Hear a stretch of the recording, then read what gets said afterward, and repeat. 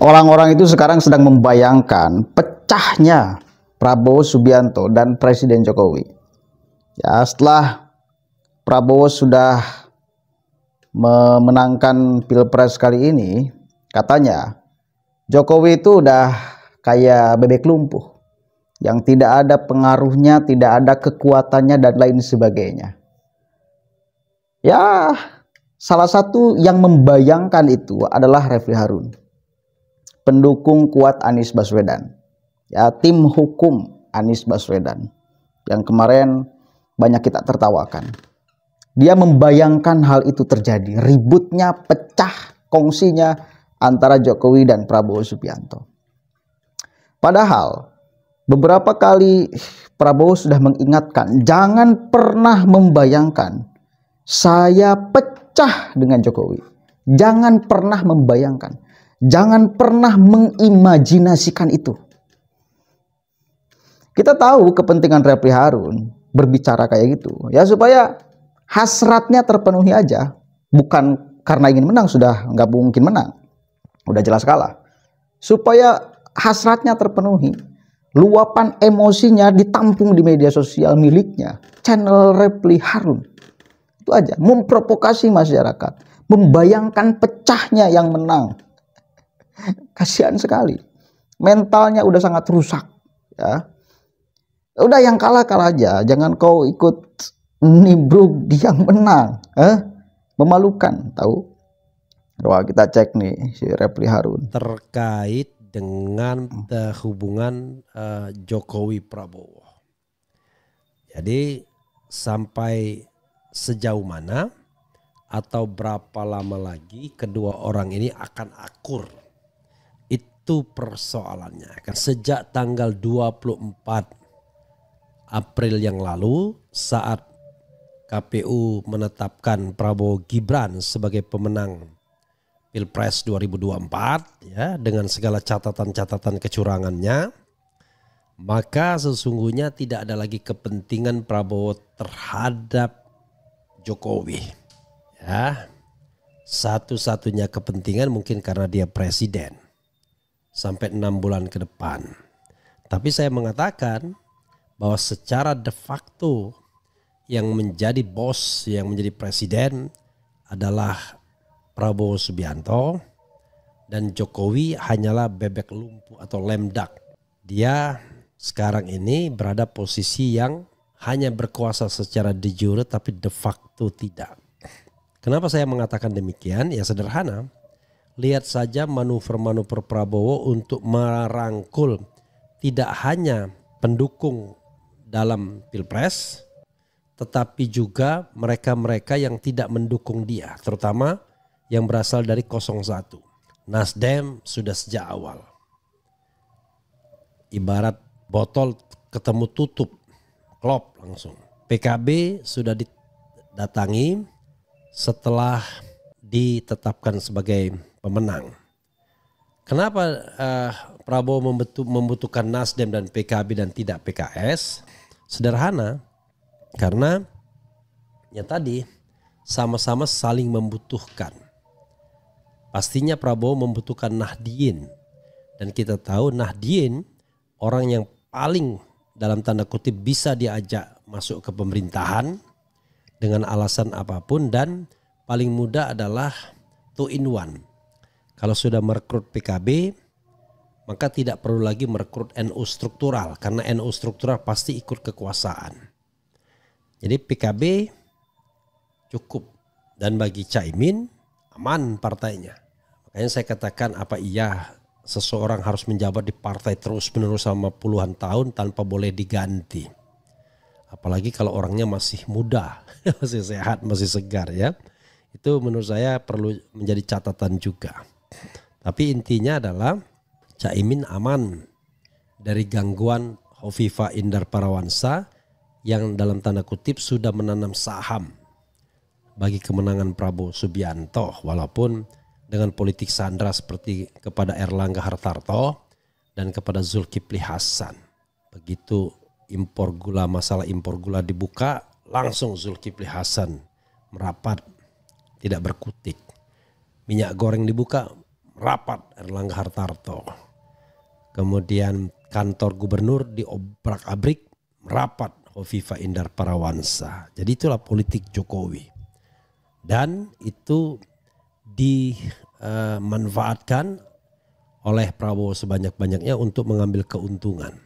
Dan keuntungan sudah didapat, yaitu menang Pilpres. Orang tidak bisa memungkiri bahwa menang Pilpresnya Prabowo bukan karena kinerja Prabowo, tapi betul-betul karena kinerja Jokowi.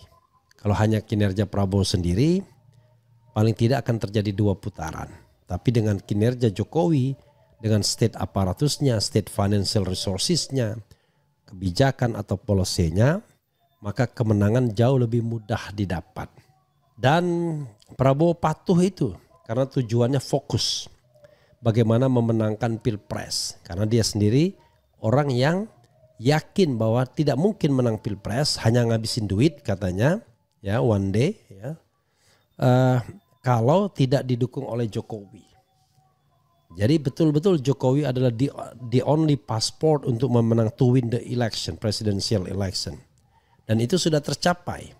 Bahkan Prabowo pun rela dalam tanda kutip mengorbankan untuk tidak mencari wapres yang barangkali akan membantunya dalam pemerintah, tetapi wapres yang ya dengan kemampuan yang sangat-sangat terbatas tentunya, karena memang usia dan pengalaman yang masih minim. Nah sekarang pertanyaannya adalah apa kebutuhan Prabowo terhadap Jokowi sekarang ini? Tidak ada. Oke. Kenapa ya ikut ribut si Refli Harun tuh? Apa kepentingan dia? Nggak ada. Kalau pengamat politik yang berbicara kayak gitu, saya melihat nggak ada tuh pengamat-pengamat politik yang ekstrim berbicara seperti Refli Harun. Yang menganggap Jokowi tidak ada apa-apanya dan lain sebagainya. Gibran hanya di bayangannya, hanya anak kemarin sore yang tidak mungkin punya kekuatan. Itu narasi lama sebetulnya yang tidak laku dan sekarang diucapkan kembali. Tentu sekarang pun tidak akan laku. Wong dia ngomong itu disandarkan pada kekecewaan.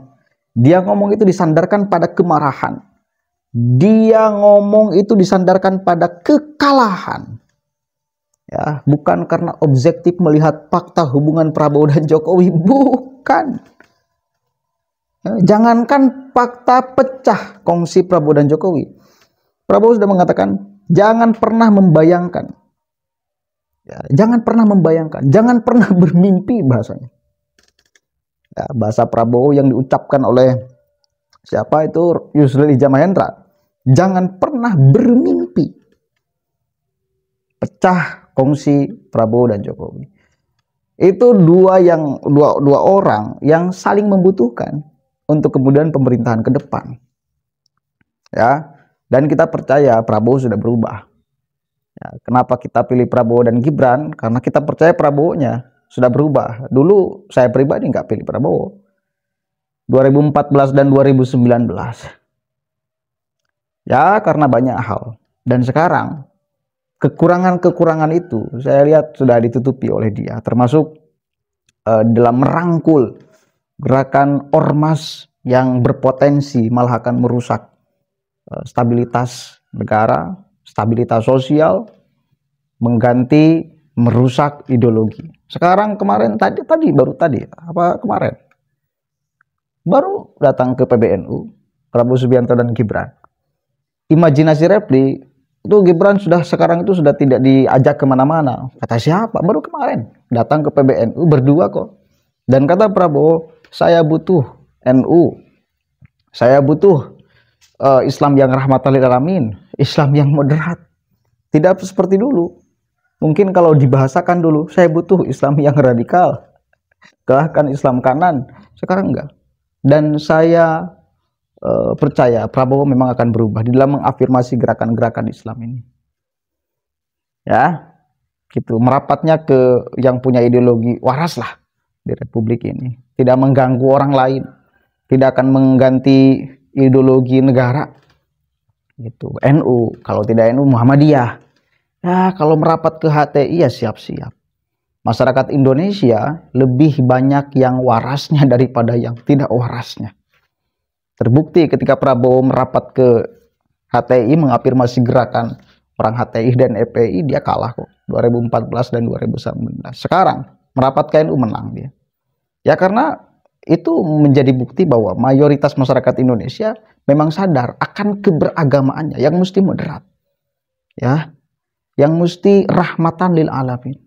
Menghargai perbedaan. Tidak mau mengganggu ideologi Pancasila. Yang sesungguhnya tidak bertentangan dengan Quran dan hadis. Pancasila, NKRI, dasar ideologi negara itu tidak bertentangan, bahkan selaras dengan nilai yang disajikan oleh Al-Quran dan hadis. Itu kita sudah selesai. Dan Prabowo sekarang sudah memahami itu. Dulu mungkin belum. Atau mungkin hanya memanfaatkan gerakan mereka. Ya, begitu ya. Mudah-mudahan manfaatnya. Stoplah adu domba NTRF. Gak ada guna kau adu domba itu. Malah sekali lagi akan ditertawakan. Terlihat sekali bahwa Anda sangat kecewa, Anda sangat marah karena jagoan Anda kalah. Akhirnya bagaimana caranya memecah yang menang? Mimpi, jangan pernah bermimpi. Itu kata Pak Prabowo. Jangan pernah bermimpi ya. Kasihan kan hidup di dunia hayalan terus. Dari kemarin memimpikan Anies menang, gak menang. Sekarang memimpikan Prabowo dan Jokowi pisah, itu hanya mimpi saja. Sama gak bakalan terjadi. Assalamualaikum warahmatullahi wabarakatuh.